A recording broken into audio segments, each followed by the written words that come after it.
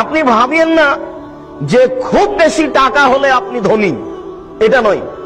আয়েশা রাদিয়াল্লাহু তাআলা আনহা বলেন, রাসূল সাল্লাল্লাহু আলাইহি সাল্লাম বলেছেন, লাইসাল গিনা বিকাসরাতিল আরাজ, টাকা বেশি হলে মানুষ ধনী হয় না, ওয়ালাকিনাল গিনা গিনান নাফস, যার মন বড় সেই ধনী। কোটিপতি মানুষের বাড়িতে ভিক্ষা পায় না, যে রিকশা চালিয়ে খায় তার বাড়িতে ভিক্ষা পায়।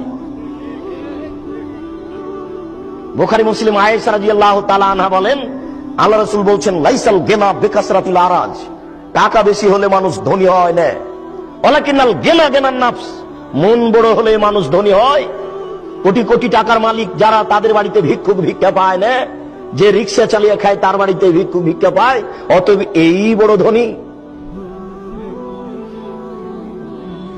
রাসূল সাল্লাল্লাহু আলাইহি ওয়াসাল্লামের কথাকে মূল্যায়ন করতে হবে, হিসাব করতে হবে, তাহলে বোঝা যাবে, তাহলে নিজেকে চিনা যাবে, আল্লাহকে চিনা যাবে।